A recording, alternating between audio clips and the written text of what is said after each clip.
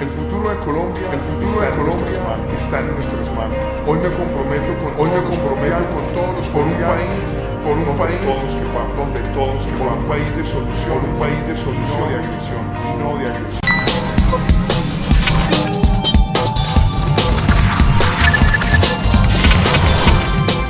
En medio de una coyuntura que la verdad no tiene precedentes en la época contemporánea de Colombia, y yo diría no solamente de Colombia, sino incluso de Latinoamérica, tenemos el agrado de poder conectarnos con Rosalba Alarcón Peña. Ella es una periodista de acá de Colombia, pero has estado manejando varios medios y hoy en día uno de tus medios es uno de los más consultados en medio de esta situación que es alcarajo.com, ¿no? ORG. ORG, sí, cierto. Alcarajo.org. Genial. ¿Cómo estás, Rosalba? ¿Qué me cuentas? Bien, Rafael, muchas gracias por el espacio. Usted, como siempre, súper atenta a todo lo que sucede en Colombia y pues nosotros aquí dando todo por el todo para que la ciudadanía, no solamente de Latinoamérica, sino del mundo, se entere realmente qué es lo que sucede en el marco de este paro nacional. Claro, y no solamente acá en Colombia, sino por todos lados en donde nos llegan a ver. Tenemos un buen número de suscriptores, un muy buen número de gente que sigue en nuestro canal y nuestros enlaces y nuestras publicaciones. Y pues la idea fundamental es dar a conocer un poquito lo que se está viviendo en este momento, quitar un poquito esa desinformación que se está dando y sobre todo mencionar claramente las cosas. Y a mí me gustaría que empezáramos muy brevemente, porque muy seguramente la gente ya más o menos tiene un contexto previo de dónde viene esta situación. Bueno, lo que sucede en Colombia, hay que decirlo, ningún derecho de la ciudadanía en el mundo ha sido regalado. Todo ha sido de una forma de lucha y de contraposición a quienes violentan nuestros derechos. En Colombia venía desde el 2020, en noviembre pasado, ya venían en manifestaciones, en un paro, que creíamos que era uno de los más grandes y que la población iba a resistir. Pero llegó la pandemia y como que pospuso todas esas exigencias que venía realizando el pueblo colombiano al gobierno del presidente Iván Duque. Nos metieron mucho miedo, que el COVID, que nos iba a matar, que bueno.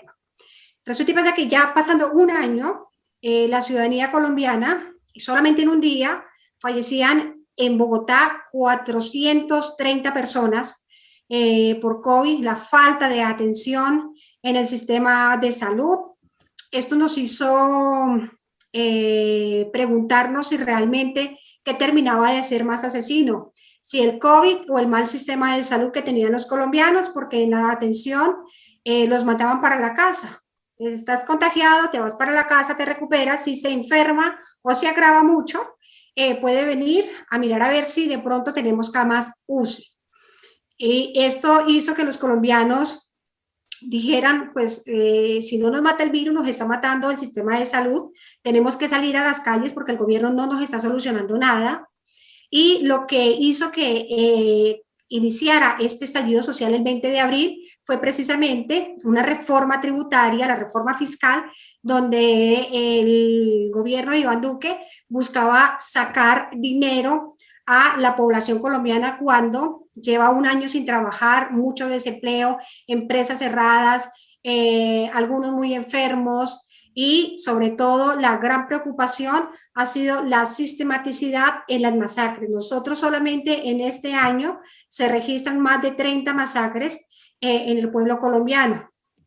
Entonces son cifras alarmantes, cifras que demuestran la crisis social y crisis humanitaria que hay en Colombia y que por supuesto los medios de comunicación, las grandes mediáticas unidas al gobierno no lo van a decir. ¿Y por qué digo esto? En Cali, donde ha sido una ciudad de resistencia, al gobierno colombiano, que también se declaró antiuribista, y han hecho mucha represión, al punto que la ciudadanía ha tenido que resguardarse. En video se ven cómo entra la policía a sacar a los jóvenes de sus casas, y algunos están todavía desaparecidos, otros han sido asesinados. Entonces, esta represión militar es otro descontento más que hace que la ciudadanía colombiana no quiera salir de las calles para exigir ya no solamente la reforma tributaria, que la quitaran, sino también la reforma de la salud, porque iban a entrar a un proceso de politización para ser consultados por especialistas. Y además de esta reforma, pretenden hacer una reforma para la Contraloría Social, y esto pone en riesgo muchísimo lo que es el sistema democrático en Colombia. Entonces, por eso cuando nosotros hablamos de Colombia, lo primero que decimos es que en Colombia hay una crisis social y humanitaria. En Colombia nos están matando, es una realidad, no es una frase más de un hashtag, no, es una realidad, las cifras lo demuestran, y es la preocupación pues para que todo tu público, para que la gente en el mundo se entere realmente de lo que está sucediendo en Colombia. Genial, Rosalba. A ver, un comentario referente a todo esto que me acabas de comentar. Tú hablabas un tanto durante este momento de lo que es el rechazo al uribismo. ¿Por qué ese rechazo tan desmedido al uribismo? A pesar de que hay muchísima gente todavía en algunos sectores de Colombia que dicen que Uribe fue el hombre que vino a salvar a Colombia, ¿no? Mira, buena pregunta, Rafael. El uribismo, hay que decirle a la gente, el uribismo no es rechazado porque sea Uribe, no es eso. Al uribismo se rechaza por toda la política sanguinaria que haya impuesto a los colombianos. En el uribismo, cuando estuvo Álvaro Uribe Vélez como presidente, y que todavía sigue siendo su presidente, porque él es el que pone las figuras políticas, y esas figuras políticas son elegidas como presidentes, y él termina mandando a quien elige. De hecho, el presidente Iván Duque lo ha dicho públicamente, también la vicepresidenta Marta Lucía ha dicho, el presidente Álvaro Uribe, cuando están en alocuciones públicas. Entonces, no es un secreto para nadie que él todavía termine siendo el presidente, y que la población no termine de zafarse de Uribe. Esto a raíz de que él ha traído la implementación de los falsos positivos, los falsos judiciales, las chuzadas del DAS, todos, su equipo político, tanto cuando fue presidente público, legal, que en el 2002, que nosotros decíamos, bueno, Uribe fue electo presidente, y ahora que se escuda detrás de otras figuras para ejercer la presidencia, continúan las masacres, y su equipo político, todo está vinculado con el paramilitarismo. Si no son narcotraficantes, son paramilitares. Si no son paramilitares, han robado. O sea, todos están vinculados en algún hecho de delito, que de hecho también él está vinculado en un caso que fue pasado a la Fiscalía General por ser un amigo, el fiscal Barbosa es amigo, muy amigo del uribismo, para que no fuera sentenciado por el caso de sobornos contra el senador Iván Cepeda. Entonces, es una política donde todos están relacionados en hechos muy graves de lesa humanidad. Por ejemplo, Uribe tiene muchas investigaciones, entre esas 3 masacres, y lo curioso de los casos de él es que cuando hay un testigo contra Uribe, lo terminan matando. El testigo aparece envenenado, o aparece muerto en un sicariato, o aparece accidentado, pero nunca terminan, o nunca esos testigos pueden terminar de dar su información a la justicia, porque algo le sucede. Y no creo que eso sea casualidad. Creo que hay unos tentáculos de la muerte alrededor de él, que hace que la población ya se dio cuenta. La población dice, no queremos más uribismo, no porque nosotros vayamos contra la persona, sino es por lo que ha hecho la persona, ¿sí? En el más reciente caso de la JEP, la Jurisdicción Especial para la Paz, que surge del Acuerdo de Paz, firmado en el año 2016, solamente de los 32 departamentos, en 3 departamentos hubo el primer caso de investigación de las fosas comunes, donde están las personas desaparecidas, los falsos positivos. ¿Sabe cuánto arrojó esa cifra? 6.402 personas de falsos positivos. ¿Sí?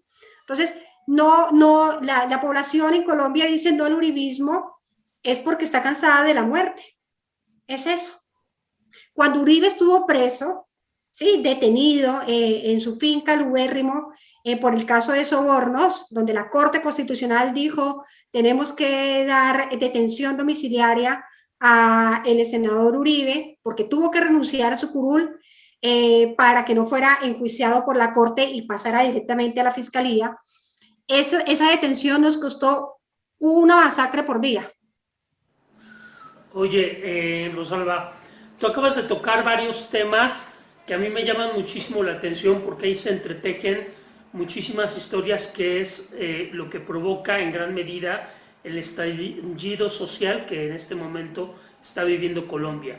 Está por un lado el tema de la JEP, está por otro lado el tema de esta intención de juzgar a Álvaro Uribe, y está el tema también de cómo el presidente Iván Duque no asume su postura como presidente y cede esa postura de presidente a alguien que ya no es presidente y que de una u otra forma ya no tendría que ver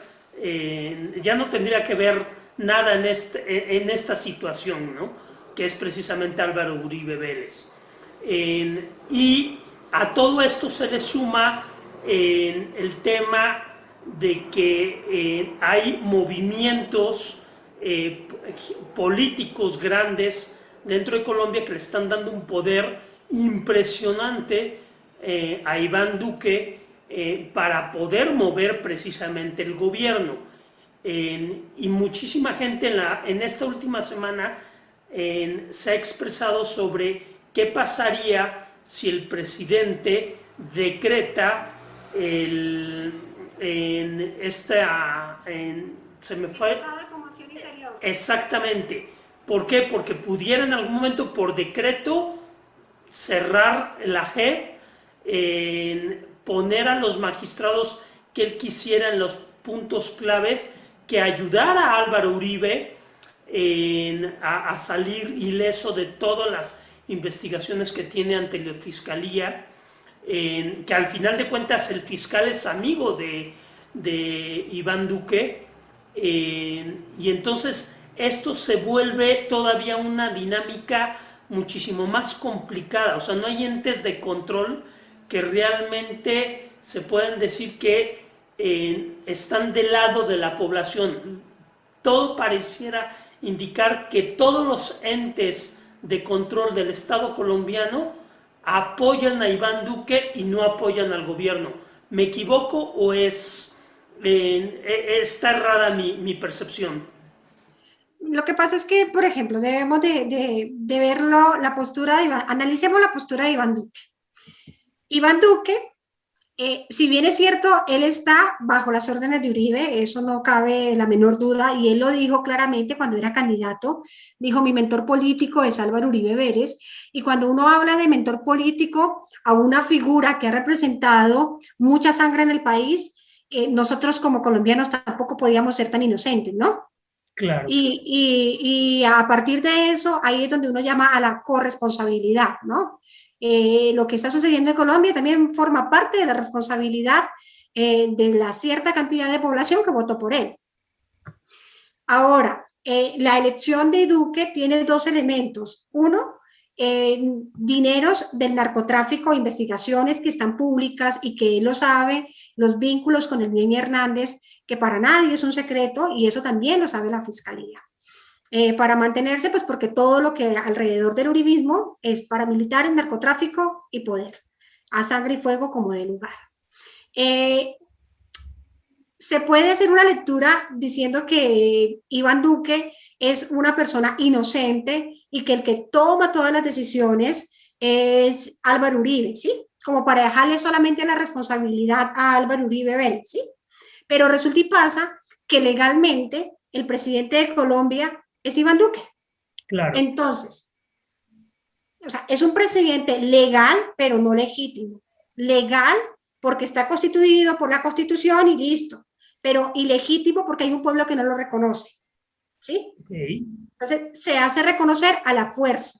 Pues cuando alguien entra a la represión para ejercer su mandato, pues no tiene mandato, no tiene reconocimiento, ¿sí? Entonces, Iván Duque no puede, en dado momento que llegue a hacer una investigación por su administración en el Ejecutivo colombiano, no puede evadir la justicia diciendo que obedecía órdenes de la mente intelectual, cuando él da la orden en la acción concreta, porque él es el responsable del cargo. Ejecutivo. Sí, del Ejecutivo. Entonces, a partir de eso, él tiene absolutamente responsabilidad, no se puede eximir, no se puede pensar que es una persona totalmente inocente, porque también tiene sus 5 sentidos, si no los tuviera ya hubiésemos entrado en un proceso constitucional para destituirlo por no tener la capacidad cognitiva, por decirlo de alguna manera. Perdón que te interrumpa, y ahí en el tema de la destitución de la figura presidencial, ¿qué es lo que sucedería? ¿Entraría Marta Lucía, que es la vicepresidenta? Entraría Marta Lucía, pero resulta y pasa que Marta Lucía Ramírez es tiene también muy mala historia política en Colombia. Ella fue ministra de Defensa y también ordenó bombardeos. Está también relacionada con el caso del narcotráfico el Memo Hernández. Sí, que Memo Fantasma le llaman al caso de Marta. Entonces, lo que quiero decir es que hay otra arista que dicen los colombianos, y es que aparte de que somos antiuribistas, dicen los colombianos en las calles, en territorio colombiano, pero también en el exterior, dicen somos antiuribistas, están diciendo nosotros queremos que toda la comitiva de gobierno renuncie. Ni siquiera se plantean tener a Marta Lucía como vicepresidenta. Claro, porque esto sería echarle más leña al fuego, ¿no? Sí, porque Marta Lucía, yo con todo el respeto, es una mujer que yo no, gracias a la vida y a Dios, yo no le guardo rencor a nadie, pero pues Marta Lucía es una mujer que da mucha pena que sea mujer. Hace unos meses atrás decía que para parar las violaciones del Ejército Nacional que estaba cometiendo en los territorios, por ejemplo, en las zonas más golpeadas por la violencia y las más militarizadas, como Nariño, Cauca, el Chocó, en el Guaviare, en el Guaviare, en los Llanos Orientales, y parte de lo que es el norte de Santander, que son las zonas muy complejas, donde hay violaciones sexuales por parte de los militares. Ella se le ocurrió la brillante idea en decir que era necesario reclutar a mujeres para que prestaran el servicio militar. ¿Sí? Como queriendo decir, no, insinuando claramente que si tenían deseos sexuales los caballeros militares, pues que tuvieran relaciones con las militares que iban a comenzar presuntamente para reclutar. Entonces es una mujer que no tiene política humana, es una mujer que no tiene ética alguna, es una mujer inhumana, porque nosotros necesitamos a mujeres que nos representen en cargos públicos, y digo nos representen como el carácter de mujer, más no para que vayan a tomar decisiones absolutas, cuando la población también es inteligente y puede participar como constituyente primario en todos los temas de legislación y en las decisiones públicas. Marta Lucía Ramírez no nos puede representar jamás y nunca como presidenta. No porque sea mujer, no, digo esto por la feminista, ¿no? Sino porque sus políticas y su convicción humana se salen de la profunda empatía de poder trabajar por el bien común de la sociedad. No lo hace. y en lugar de sumar nos va a restar y nos va a colocar en riesgo. Y sería muy penoso que fuera una mujer la que viniera impartiendo esas ideas totalmente retrógradas y fuera de nuestra naturaleza, porque nosotras damos vida, nosotras damos amor, nosotras las mujeres somos tantas cosas lindas como ustedes los caballeros, que sería muy lamentable tener en el Ejecutivo una mujer que no esté acorde a la realidad de un pueblo. Uy, gracias por eso que comentaste de mi parte. Oye, yo veo acá que de una u otra forma el gobierno, el pueblo se está tomando muy a pecho el tema de dar las órdenes en este momento, cosa que hacía falta acá en Colombia.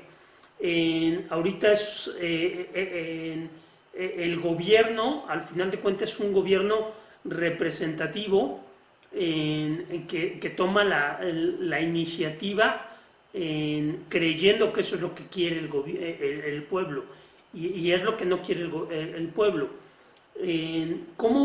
¿Cuál sería la figura ideal para Colombia en este momento? Y considerando también, ¿y por qué te hago esta pregunta? Es por el hecho de que estamos viendo también una situación que se contrapone a lo que se está viviendo en este momento en Colombia, en México. Ahorita en México hay mucha gente que no está del todo a gusto con lo que está pasando con López Obrador, a razón de lo que también pasó la semana pasada, del descarrilamiento del metro en la Ciudad de México, que mucha gente lo está achacando a administraciones de la gente que está ahorita en la administración del mismo presidente. Entonces, ¿cuál sería la mejor figura para el territorio colombiano en este momento? Mira, te voy a responder algo que no te respondí antes. Me hablabas del estallido del estado de conmoción interior, ¿sí? Sí. En esto que quiero precisar algo. A nosotros lo único que nos está haciendo falta en estos momentos es que él saque decreto, que el presidente Iván Duque saque decreto, porque ya lo está haciendo. Lamentablemente ya lo está haciendo. ¿Y por qué lo digo que ya lo está haciendo? Nosotros no tenemos división de poderes. La Fiscalía está unida con el Ejecutivo. Okay. ¿Y por qué esto? Pues porque sencillamente no opera como debe operar. No como quiera la izquierda, no como quieran sus opositores, no. Es como debe de operar una investigación imparcial. No lo hace. Nosotros no estamos teniendo un ejecutivo que respete el sistema de libre ejercicio de prensa. Estamos teniendo un Estado totalmente represor. Nosotros estamos teniendo una unión. Fíjese usted esta cosa. Las fuerzas militares y la policía, que se denomina presuntamente de carácter público, están unidas trabajando en ramas militares para contrarrestar o para apagar las movilizaciones que se vienen realizando desde el 28 de abril. ¿Sí? Okay. Entonces, todas esas acciones de institucionalidad ya nosotros no las tenemos y poco lo dicen los medios de comunicación. Nosotros en Colombia lo único que nos hace falta es que él legalice el estado de conmoción interior para quitar todo lo que él quiere evadir, pero ya de frente, público, ¿sí? Porque ya lo estamos sufriendo, ya hay elementos claros donde decimos no tenemos división de poderes. Ahora, nosotros decimos todas las inflexiones sociales que se dan en cualquier país por buscar la dignidad de sus derechos, quiere decir que buscan cambios de ejercicio de gobierno. Nosotros en Latinoamérica tenemos un gran referente que fue el chavismo, y lo digo yo porque he venido estudiando muy bien cómo se manejaba el sistema chavista. A mí nadie me lo contó, yo me dirigí a trabajar, a conocer cómo funcionaba, y esos mecanismos permitían realmente una participación. Y tú me dirás, ¿por qué Rosalba nombra y toma como referente al proceso revolucionario de Chávez? Pues porque en Latinoamérica era el único en ese entonces como que sacaba la cara por los demás países de hacer una política distinta que reconociera la participación de la ciudadanía y donde se brindaran otros sistemas de democracia. En Brasil fue Lula da Silva, ¿sí?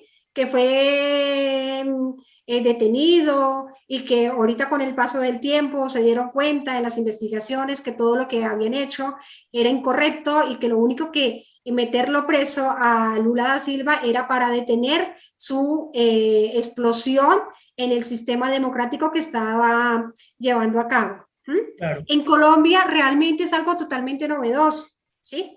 Y digo novedoso, ¿por qué? Porque de 1948, cuando estábamos con Gaitán, que se miraba la participación popular de otra magnitud, que desde él vinieron asesinando a una cantidad de líderes de izquierda que ofrecían y trabajaban en la política en Colombia distinta, eso se apagó, y se apagó con el uribismo, porque al resurgir el uribismo, resurgió el paramilitarismo, el brazo armado del Estado colombiano, donde llega el ejército a la población, entran los paramilitares de civiles, o muchas veces los paramilitares vienen con el ejército y terminan masacrando a la población, y la gente huye o la matan o se va para el exterior a vivir, para cuidar su vida. Entonces, el pueblo colombiano, a raíz de la pérdida del miedo, el pueblo colombiano lo han matado, ya no tiene miedo que lo maten, ni con la salud, ni con las armas, y no le crea al uribismo. Entonces, el pueblo colombiano perdió el miedo. Una característica muy importante es que ese pueblo cree que es posible salir de este gobierno, y cuando usted cree que es posible salir de algo, usted lo puede cumplir, ¿sí? Entonces, todos estamos como a la expectativa todavía de que no sabemos en qué termine esto, si los militares terminen levantándose en contra del presidente Iván Duque, porque también eso no se dice. Hay militares que han pedido la baja, hay videos donde dicen nosotros estamos junto al pueblo y no vamos a disparar contra el pueblo. Eso tampoco se habla. Y toda esta inflexión termina diciendo que el poder constituyente primario está buscando en su identidad ejercer realmente una democracia participativa y protagónica. Ya el pueblo no quiere una democracia representativa en Colombia, ¿sí? Ya está buscando otras formas de vivir, se ha cansado, y los únicos que han hecho que el pueblo se canse son precisamente quienes han estado gobernando. Genial. Yo quisiera por último preguntarte, porque de una u otra forma a muchísima gente en el exterior, fuera de Colombia, le llama muchísimo la atención si realmente dentro de las manifestaciones hay gente que hace actos vandálicos, o si tú tienes indicios de que el mismo gobierno mete infiltrados con la finalidad de enrarecer todo este proceso que se está viviendo, que al final de cuentas lo que busca la población es un cambio democrático, pero un cambio democrático pacífico, ¿no? Mira, ahí hay varios elementos que tratar, Rafael, y no me quiero extender y me da pena. No, yo tampoco me gustaría que nos extendiéramos muchísimo, pero es indudable que se debe de tocar el tema. Ajá, mira, hace 3 días la Policía Nacional tuvo un enfrentamiento con el ejército en plena ciudad de Cali. ¿Por qué pasó eso? La policía judicial, que siempre está la policía judicial, que es la SIJIN, ellos siempre van de vestidos de civil haciendo sus investigaciones. Yendo presuntamente contra la persona que hurta, bueno, o comete algún tipo de delito. En ese cruce, lo digo con plena certeza porque hice la investigación, pude tener fuentes y textos reales de lo que había sucedido. En esa investigación iba un camión blanco lleno de policía judicial, según fuentes de la policía. Iban lógicamente armados, pero de civiles. Hicieron choque con una barricada en Cali, la gente no los dejó pasar. Ellos dicen que presuntamente fue la ciudadanía la que disparó, la ciudadanía dice que fue la policía la que disparó y que iban de civiles para infiltrarse a las manifestaciones que ellos tenían allí. Entre ese choque, llega el ejército y comienza a dispararle a la gente que estaba de civil con armas. Y ahí es donde se genera la confrontación. ¿Qué es lo que quiero decir con esto? Que tenemos un Estado que nos tiene militarizados por todas partes. ¿Mm? Y que efectivamente hay una infiltración del Estado colombiano a las manifestaciones, porque ¿para qué él manda? Dígame usted, ¿para qué en una movilización que esté tranquila mandan a policías o a la policía judicial? Si no hay casos abiertos de investigación. Porque cuando yo voy a una manifestación, yo no puedo señalar a alguien de un delito que no está cometiendo si está manifestando completamente, ¿sí? Tranquilo. Entonces, ¿a qué va la policía judicial en unas manifestaciones como esas? La policía judicial se debe de movilizar en un caso concreto, y en esos casos concretos, en muchas manifestaciones se han quedado registrados que no hay disturbios cuando no está la policía, pero llega la policía y de inmediato se genera la confrontación. Eso por un tema. Por el otro lado, decirle a la población que hay que dejar muy claro qué es la narrativa que el Estado busca implementar. La palabra vándalo es la que hace daño al patrimonio público, ¿sí? La que afecta físicamente las estructuras, pero también está el vandalismo de cuello blanco que no afecta o uno no lo ve lastimando o dañando al Transmilenio, pero sí ve que se va robando en los recursos de la salud, se va robando los recursos del transporte, claro. Y ese termina siendo otro vándalo, ¿sí? Yo hace un año redacté un artículo y me preguntaba realmente quiénes son los vándalos y quiénes están dañando el patrimonio público en Colombia. Si son la gente que sale como en forma de protesta y estalla contra los bienes públicos, o si es el gobernante que nos termina robando frente a todo el mundo y nadie le dice a él que él es un ladrón y que es un vándalo. Literalmente lo que estás mencionando, y te doy toda la razón, en lo que comenta el gobierno al final de cuentas que hacen los supuestos vándalos de las manifestaciones al destrozar una estación de Transmilenio, es quitarle un pelo de un gato comparado a lo que se llevan aquellas personas de cuello blanco en el gobierno, ¿no? 50 billones de pesos se nos van en corrupción. 50 billones. Con eso taparían el hueco fiscal que hay ahorita en este momento. Es que el hueco fiscal que hay en Colombia es a raíz de la mala administración y de la corrupción de ellos. Entonces, yo les decía públicamente, venga, vamos a hablar de reformas, pues reformémoslos a ustedes primero y ahí sí hablemos de reformar al pueblo, ¿sí?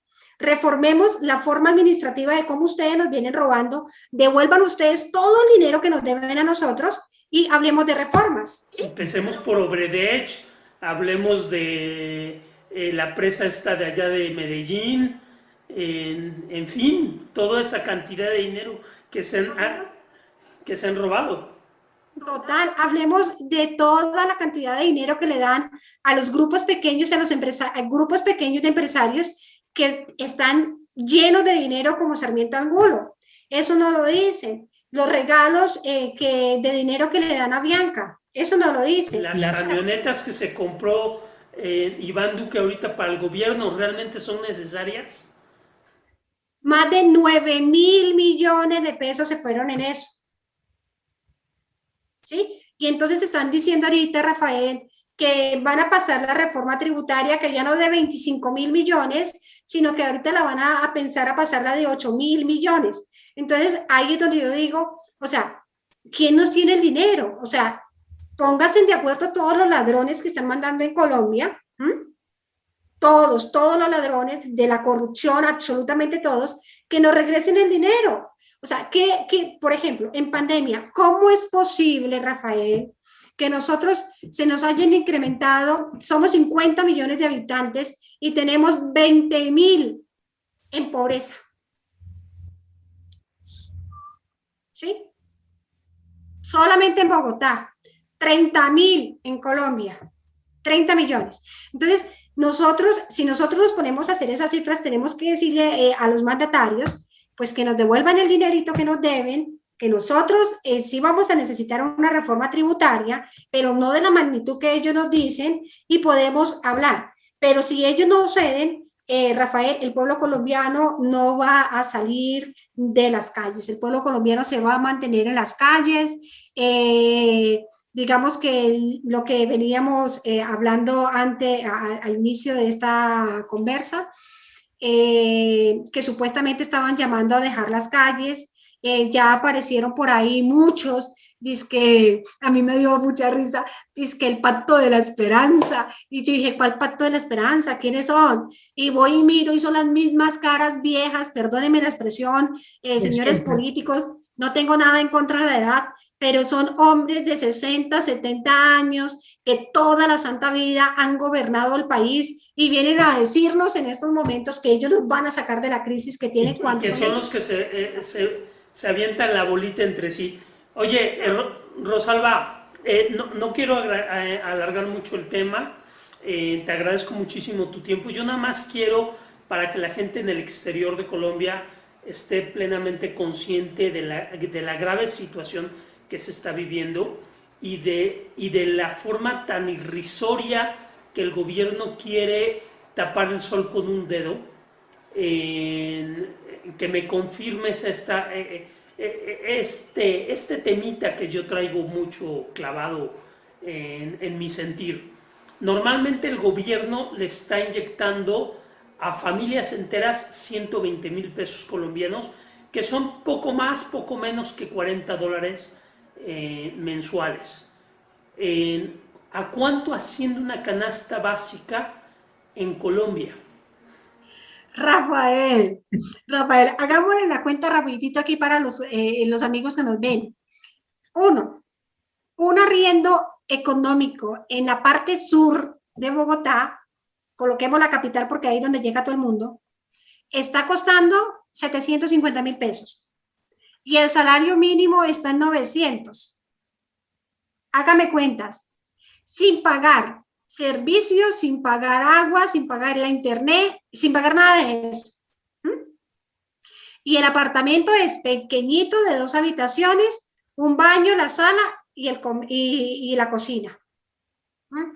Entonces, es ilógico que nos vengan a decir eso. Yo hice un estudio cuando viajé para la zona oriental, para los llanos, hice un estudio en los pueblos, porque como nos decían justamente nuestra honorable vicepresidenta Marta Lucía, que eso era un platal vivir con 200,000 pesos. Entonces yo le decía, venga Martica, venga a vivir usted aquí conmigo, porque pues yo me voy para el pueblo y vamos a ver si en el pueblo realmente es tal cual lo que usted dice. Resulta y pasa que esto parece, es la misma retórica del ministro Carrasquilla de la cubeta de huevos de 1800. 1800 que ni siquiera es $1, es medio dólar.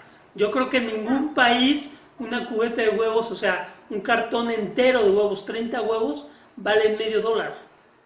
Está en $3, $4, una cubeta de huevos, ¿sí? En otro país, ¿sí? Manejando monedas dólar.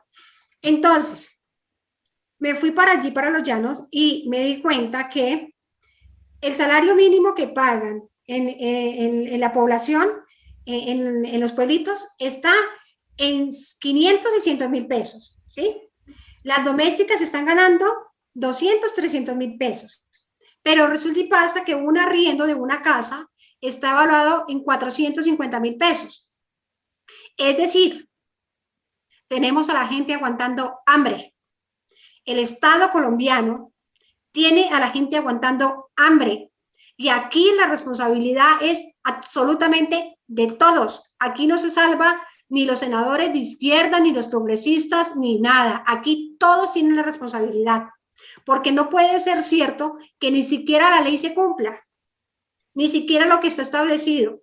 ¿Cómo es posible que en los pueblitos las señoras tengan que percibir menos del mínimo? Y hay abogadas que lo saben y tienen a su servicio doméstico, a sus compañeras de trabajo de casa, pagándole una miseria. Y nadie dice nada porque es el plan pistola. Si usted va y denuncia, como es la amiguita del amiguito, entonces pues cuidado porque le mandan el motorizado y la matan. Esa es una realidad. El pueblo colombiano está sumido en la pobreza, por eso yo hablaba de una crisis social, hablaba de una crisis violenta, una represión militar. Nos reprimen con todo y nos matan lo más grandioso que es el conocimiento, porque nuestras universidades, nuestros jóvenes están siendo excluidos de las universidades porque son las más costosas. En estos momentos, Colombia debería tener un sistema público y gratuito a todo nivel, y no lo tenemos. Entonces nos matan por la salud, nos matan por la economía, nos matan a plomo y nos matan mentalmente, y así quieren que el pueblo no diga nada. Pues te agradezco muchísimo, Rosalba, tu tiempo. Fue muy nutrida la charla y la verdad es que nos abres mucho el panorama de lo que está pasando en este momento en territorio colombiano, y sobre todo, de una otra forma, entendemos que esto no se va a solucionar tan fácilmente, y entendemos que esto va a tener que llevar reformas públicas, inclusive hasta privadas, muy trascendentales para el pueblo colombiano, que urgen y que ya se atrasaron por más de 70 años. Mil gracias. Gracias a ti, Rafael, a tu audiencia, al público que te sigue. Pues nada, bienvenidos. Permítame, sin antes irme, dejar mis redes sociales para que nos sigan y se sigan informando de lo que estamos sucediendo justamente en el marco del paro nacional en Colombia, que hoy completa 11 días con cifras lamentables, 471 personas desaparecidas en las movilizaciones desde que inició este paro. @Rosalba Piso al carajo es mi cuenta en Twitter. También nos pueden seguir en @alcarajo.org para que se conecten con nosotros en todas nuestras plataformas, también en nuestro canal de YouTube, y pues por aquí estamos con mucho gusto conversando con ustedes. Perfecto, pues cuenta con ello. De cualquier manera, durante todo el video estuvieron apareciendo acá abajito tus redes sociales, entonces pues de una u otra forma la gente ya más o menos tiene pleno conocimiento de dónde encontrarte, dónde encontrar alcarajo.org, que hace ratito me equivoqué y te dije .com, discúlpame, ¿vale? No te preocupes. Rafael, un gustazo conversar siempre contigo. Un fuerte abrazo, te agradezco muchísimo tu tiempo.